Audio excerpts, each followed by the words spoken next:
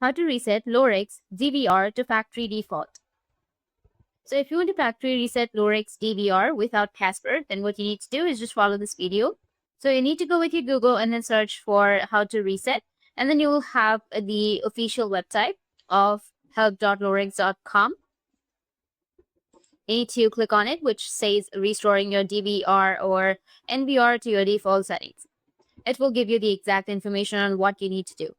So to restore to your default settings, you need to just go with your advanced. Under advanced, you need to click on maintenance to open the maintenance tab and then click on load default and then select the menus you would like to restore to default settings. You can click all to set all the menus or click clear to deselect all menus. Click on save to confirm and the DVR or NVR will reboot automatically. So it was that easy to reset Lorex DVR to factory default. And if you have any questions, feel free to comment below. Thanks for watching.